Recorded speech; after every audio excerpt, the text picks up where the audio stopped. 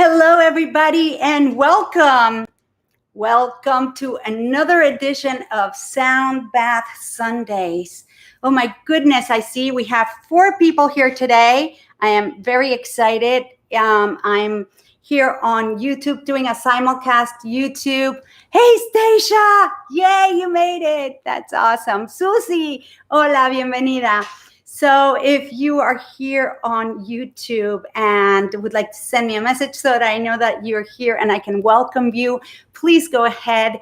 And likewise, if you guys are on Facebook and want to say hello, if this is the first time you're here and you're watching, let me know you're here so that I can acknowledge you and say hi. Oh my gosh.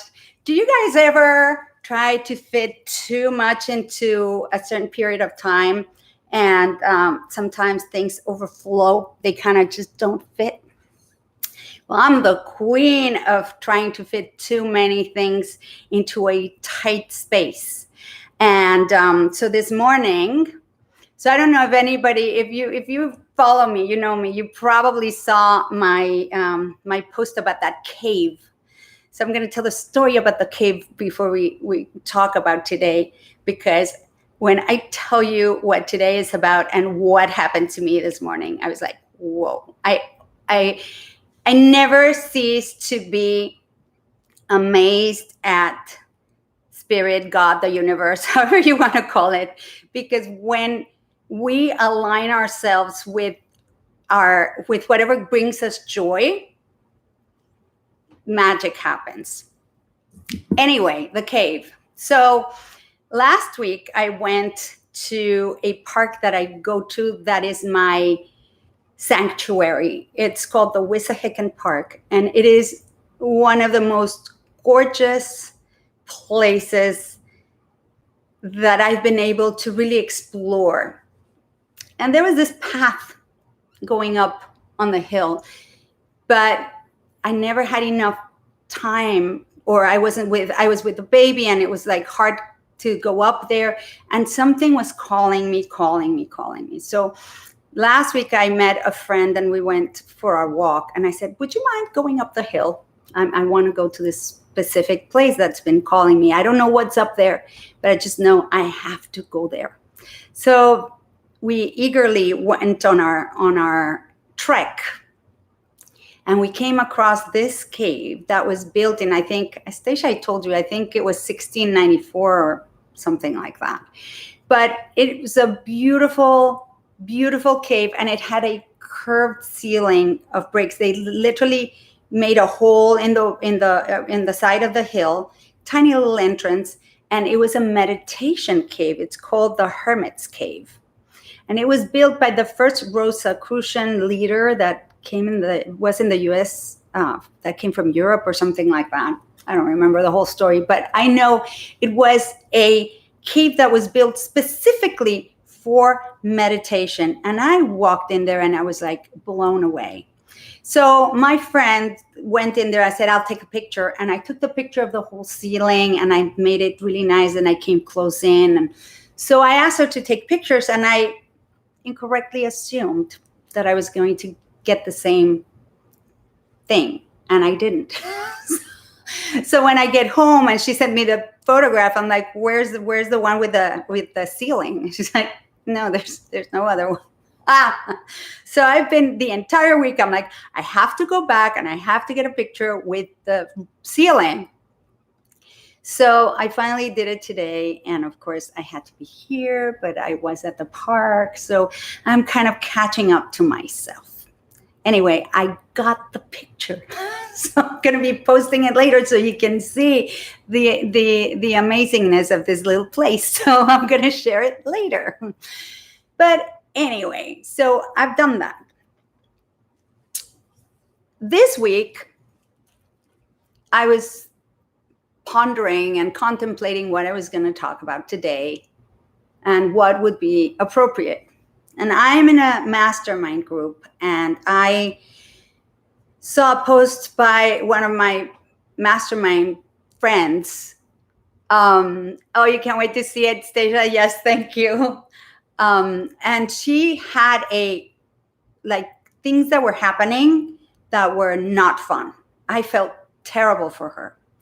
And this whole week, I've been dealing with stuff that I've been like thrown off.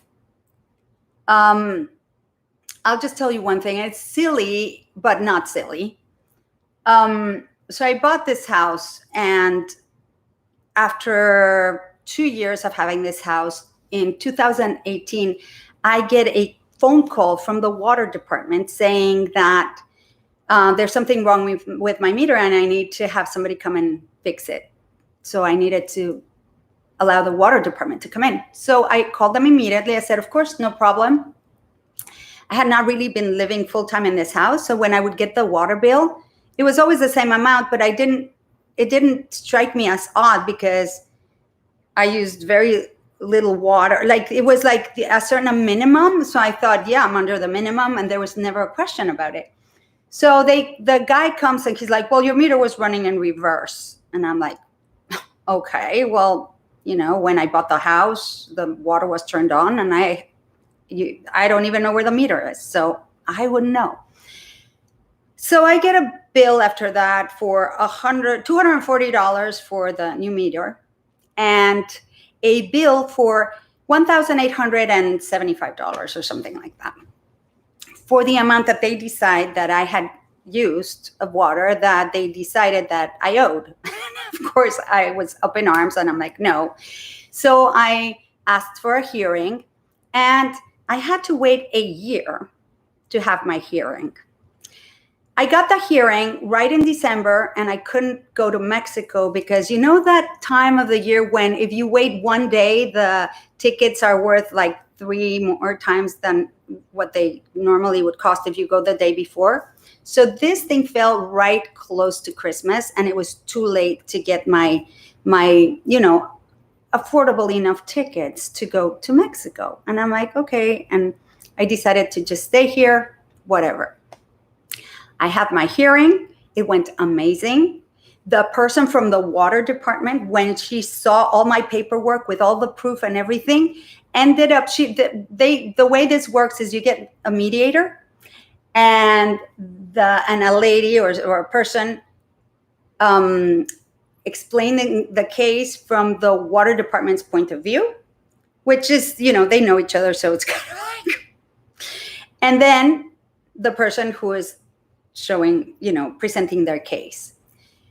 So long story short, the lady who was presenting the case for the city ended up taking my side and talking the mediator into just not giving me charges for it.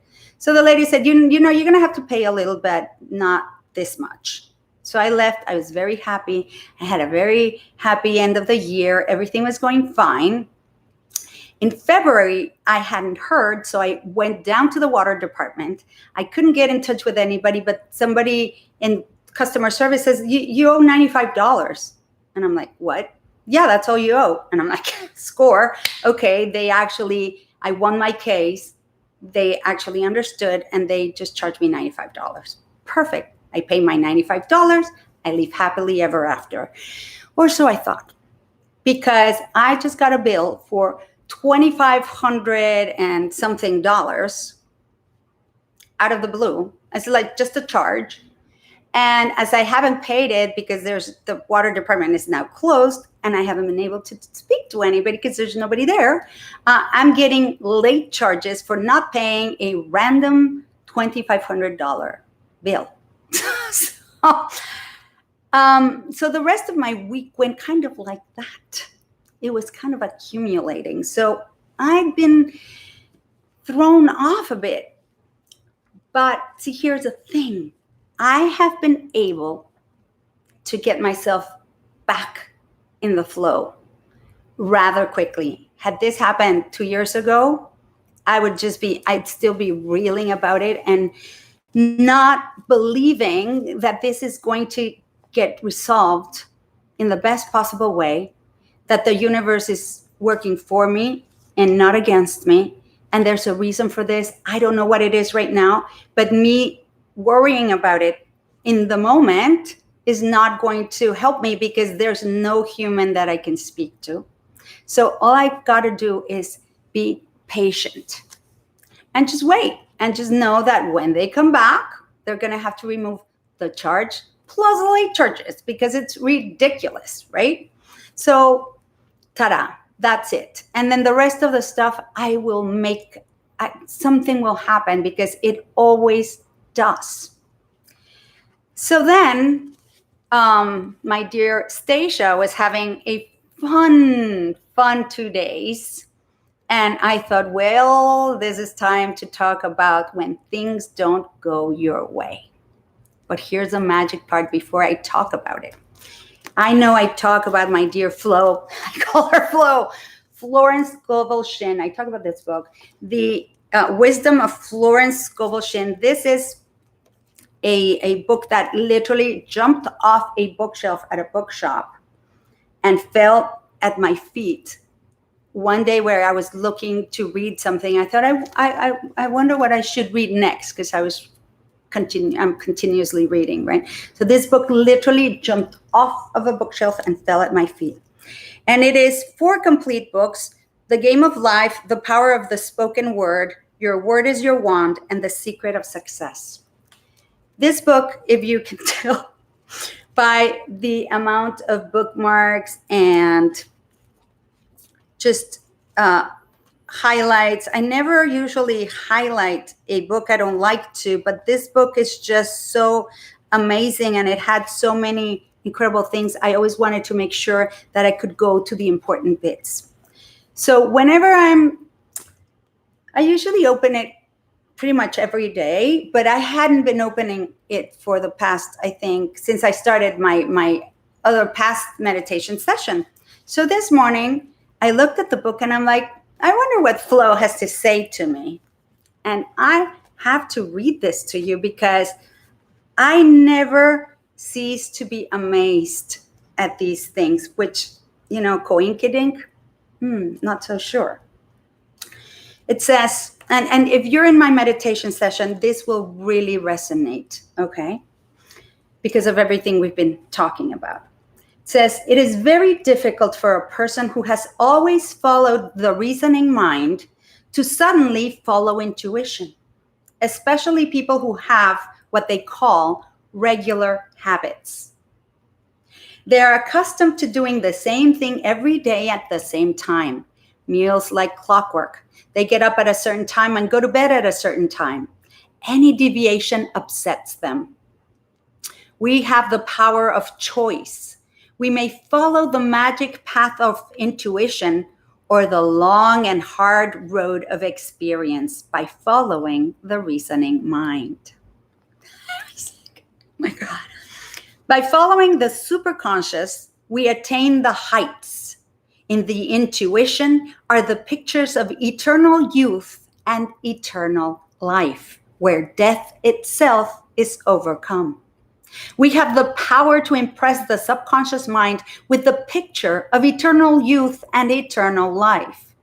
The subconscious, being simply power without direction, carries out the idea, and we have our bodies transmuted into the body which can never die. We see this idea partly expressed in the moving picture, whatever. I'm going to skip that. There's a spiritual prototype of your body and affairs. I call it the divine design, and this divine design is a perfect idea in your superconscious mind. Most people are far from expressing the divine idea of their bodies and affairs. They have stamped the contrary pictures of disease, old age, and death upon the subconscious, and it has carefully carried out their orders. So when she talks about stamping it, it's that thing I talk about programming it, right? We have the imprint. It's the imprint that I speak about. Now we must give a new order. Let me now express the divine idea in my mind, body, and affairs. If you will impress the subconscious by repeating this statement, you will be amazed at the changes which soon take place. You will be bombarded by new ideas and new ideals. A chemical change will take place in your body. Didn't we talk about this yesterday? Your environment will change for the better, for you are expanding rapidly into the divine plan where all conditions are permanently perfect. My ways are ways of pleasantness. We should all build up in consciousness a picture of peace, harmony, and beauty, and someday it will push itself into visibility. The divine idea of your life often flashes across your consciousness as something too good to be true. Very few people fulfill their destinies. Destiny means the place you were destined to fill. We are fully equipped for the divine plan of our lives. We are more than equal to every situation. If we could get the realization back of these words, doors would fly open and channels be cleared. We could actually hear the hum of divine activity, for we would be linked with infinite intelligence, which knows no defeat.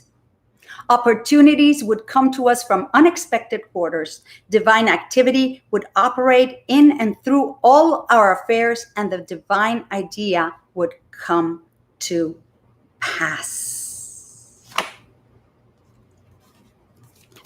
Oh my gosh. So she states it so beautifully, and it was so fitting to what I wanted to share today. Hi, it's Julia's asking, what am I reading? I'm reading my friend, my beloved Florence Scovel Shinn. She actually found me with this book as it jumped off a bookshelf at Borders Bookshop on US 1 in Miami.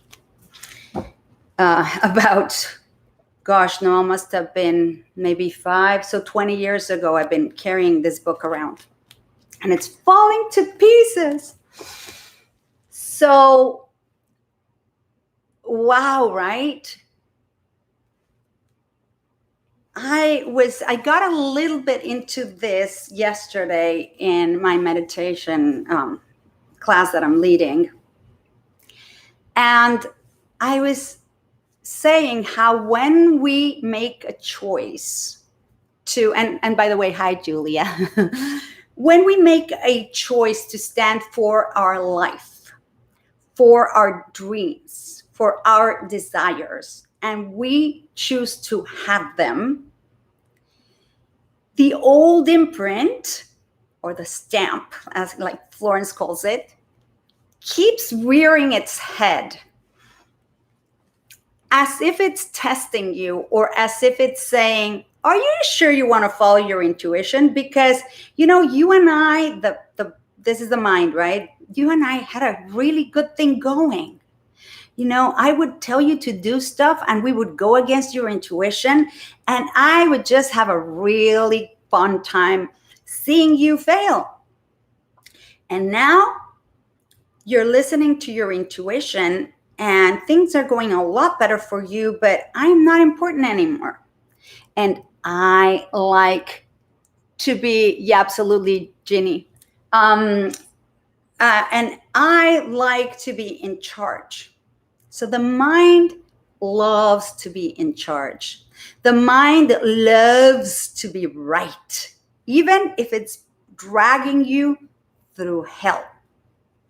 But you were right.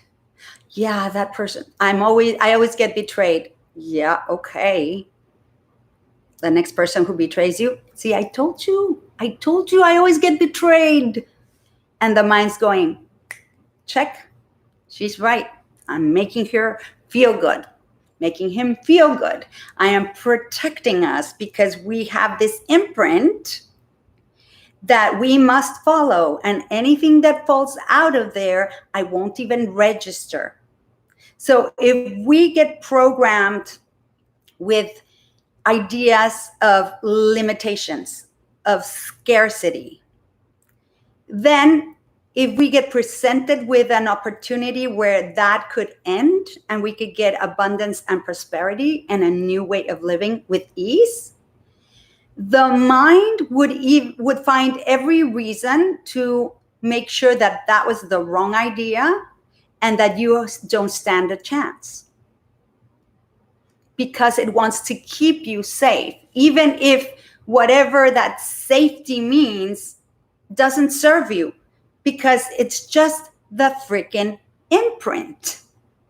So when we begin to clean the filter, right? There's that thing that called the reticular activating system, RAS, and it's a network of neurons, and that's the filter. That's the one that says, this is what we're programmed with, and we're going to let this much into your mind, because if we let too much in, it's too overwhelming and too confusing. And so the best way to illustrate this, and I know I keep repeating it, but it bears repeating. So we experience life through our senses.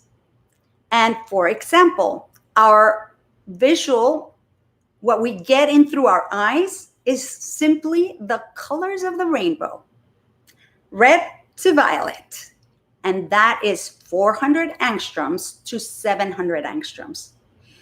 People, this is 300 angstroms. It is no thing, nada. Okay, it is just red through violet, and the combinations, which are a lot, but it doesn't mean that there's no infrared rays. It doesn't mean there's no cellular, radio, TV waves. It doesn't mean there's no ultraviolet rays, ultrasound. I mean, all these things are happening, and if we were able to experience them and detect them, we'd be paralyzed, because the barrage of information would be too overwhelming for us to process. We humans also are human antennas, but we're also a single tasking processing machine. We're not like those quad computers that have 4 processors, which are processing different bits of information at the same time. We process one thing and then the other and then the other. Sometimes they kind of overlap, but it's pretty much linear and single tasking. That's why when people think that they can multitask, women have more of that available to them, because they're the ones who have the kids. And in order to keep them alive, you have to have one eye on the kid and then one eye on something else. So we kind of have a little bit more of it, but trust me, not really. That's why there's so many accidents when people are texting. It's like, oh, I can text and drive. No, you can't. If you're texting, your attention is right there in your phone and it's not out there. So you're leaving your driving to your subconscious mind. Oh, wonderful, Julie, I love you. And so we're single tasking people, and we try to become a multitasking machine. And that is really difficult.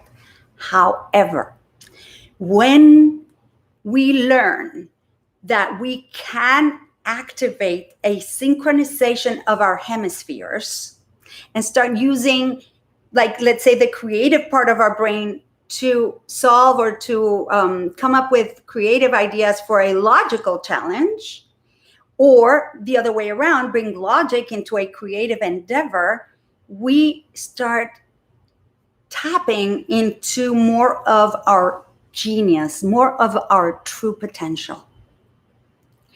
And so, my friends, when this whole craziness started, I was wondering what it was that I could contribute that would help all of us get out of stress and fear and out of and back into our flow and our radiance and our destiny and our path to destiny, even when things aren't going our way. Because right now, things aren't going our way for pretty much all of us, except for some few people that we're not going to get into today. But in general, we're kind of all getting screwed. And when we tap into this immense power that's contained within us, we are able to really listen to the voice of our intuition that will never, ever, ever lead us astray. And that voice will be able to tell you, oh, this sounds fishy. I'm not sure this is true. Could this be a lie? And allow you to claim your sovereignty, to make your own decisions and make your own choices based on your guidance and not the lies that we get fed, not the will trying to be imposed by other people onto us. And believe me, when we all get in there, we will discover a force that is more powerful than any deviousness, than any evil, than anything, and it's called the power of love. And when you're able to get back in that place, then you don't even have to work at it. You embody that love, and you become a beacon of solace and light for not only yourself, but for everybody who comes in contact with you. And if you're here listening today, I know that you're a leader at heart. And I know you have a big mission like we all do, but you're aware of it. You know that you have something big that you're here to do. And you're stepping up to it. So I am so thrilled that you're here. And I'm so thrilled that we're all waking up to this, knowing that even when things don't go our way, they kind of are, because the universe is working for us, not against us. And we've got to learn to, well, we don't got nothing, but when we learn to look for the gift in it, every situation has a gift. And sometimes we get like, oh my gosh, you know that idea of bad things come in threes? Yeah, it's an idea. It's a programming that got put into our psyche. And so something bad happens, and then you're waiting for the other shoe to drop. You're waiting for the other two things to come. And guess what? When you're waiting for the other two bad things to come, they show up. And it sucks, but they show up because we're waiting for them. So your reticular activating system is going, oh, let me look for two more bad things so that you can get the boxes ticked off. Is like, first bad thing, okay. Second bad thing, check. See, I'm right. Bad things come in threes. I've never heard anybody say good things come in threes. As I'm saying this right now, it's like hitting me. It's like, I've never heard anybody say, me included, great things come in threes. So what if for this week, you choose to, every time something amazing happens, or every time you're grateful for something, find two more things to be grateful for. And start proving to your mind that great things come in threes. I'm going to do sixes or fives or something. I'm going to do 5. Great things come in 5s. I can get 5 amazing things happening one after the other. Wouldn't that be nice? Instead of, oh, bad things come in 3s, okay? So when things don't go your way, take a deep breath and start looking for the good things that come in 5s, so that we can get out of the habit of being right about everything going wrong or not our way. And finding the things that are going our way that we choose to ignore, because the bad things just turn and twist our stomach and they put us in this horrible feeling. Okay. And it's like, we're so used to feeling badly that, yeah, we're going to look for more things so we can keep feeling badly, because it's easier to prove that we are right about being wrong than taking the chance of feeling uncomfortable and finding that life is not as hard as we've made it out to be all these years. And that it's not about struggling and everything, because the reasoning mind takes us through that path that Florence called, let me remember what she called it, the path of reasoning, right? She was saying that people, I don't remember. She was saying, oh, here it is. That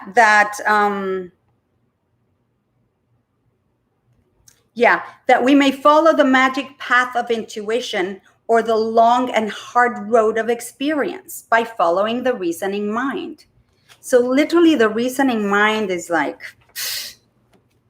so let's let it take a holiday. So when your mind starts telling you something that is going against your intuition, tell it, thank you for sharing.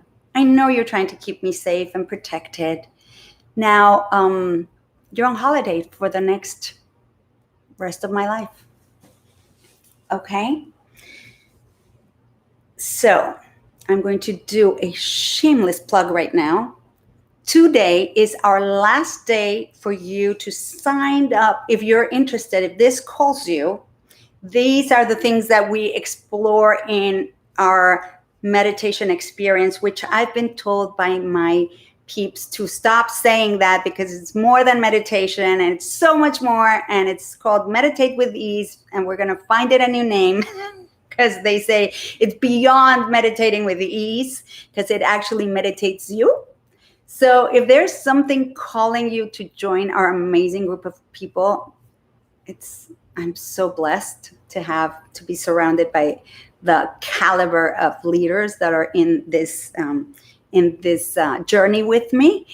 So if something is calling you and you'd like to join us, send me a direct message. I will send you more information. And today is the last day.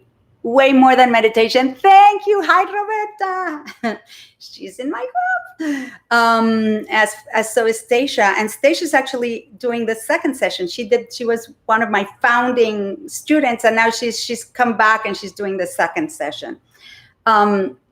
So if, like I said, if something is calling you to do this and begin to find more ease in your life, like you've never felt it before, and that connection to yourself that will be so valuable to you for the rest of your life. Plus, you'll be instilling a new habit of meditating for 21 days and syncing your brain hemispheres to create magic.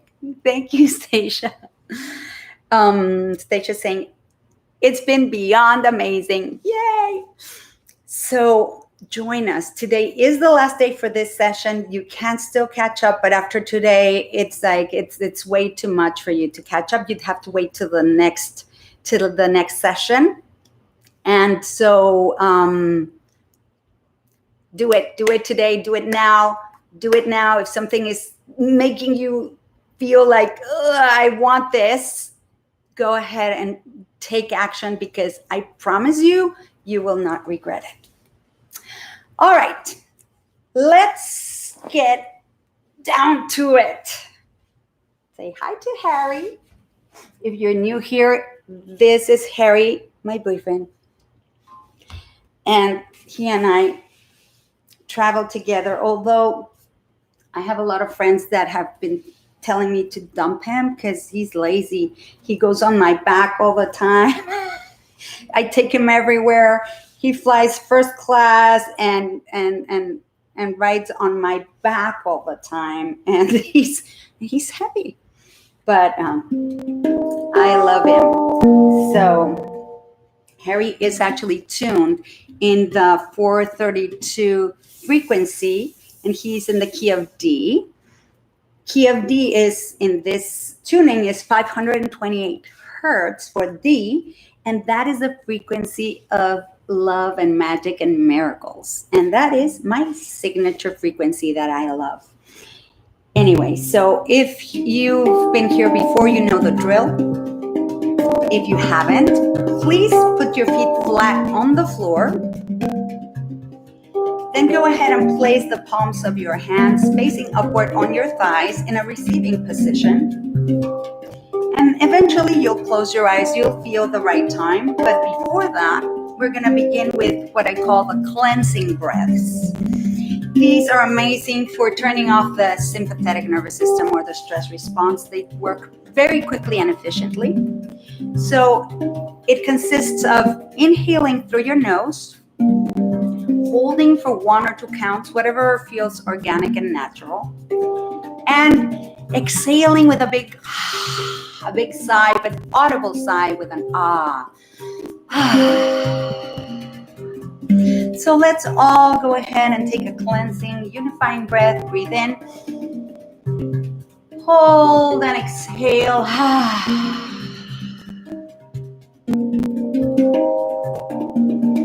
Inhale and hold and and one more time. Inhale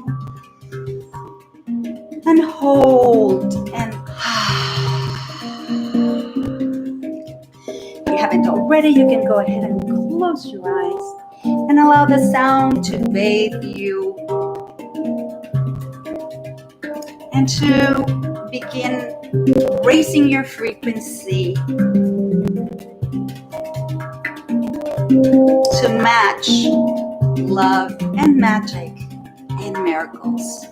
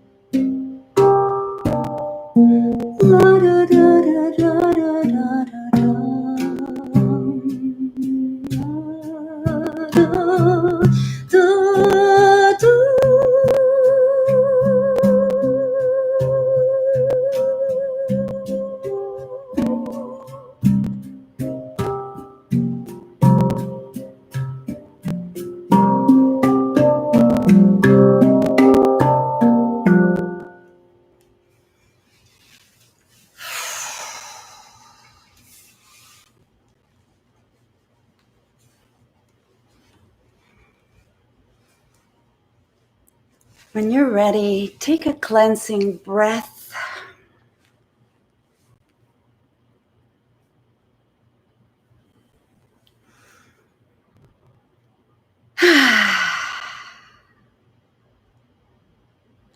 Let it all go, all your worries.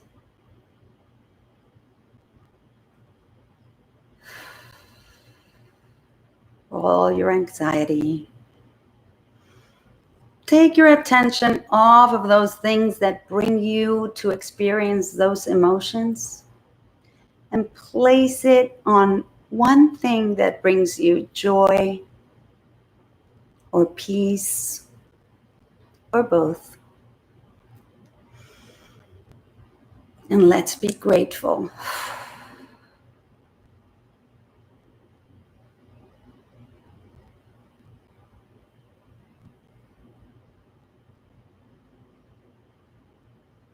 When you're ready, go ahead and wiggle your toes. Bring yourself back down. Take as many cleansing breaths as you need or as you desire, because they feel so good.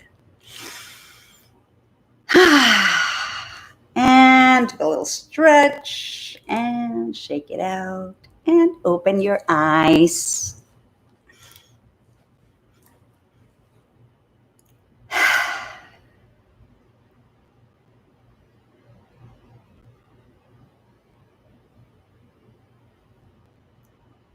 Welcome back. Hi, Natasha. It's so great to have you. Yay. Hi, Stacia. Thank you. I love the hearts. I wish YouTube would have little hearts. I love the hearts. Oh my gosh. All right. So remember, if you're ready to, you're so welcome, Stacia. And I will send the replay over and see you tomorrow. If you are ready to step into this, send me a message. Remember, we're closing the program down today, this session. You're so welcome, Natasha. And otherwise, I will see you next Sunday. I love you all. Take care.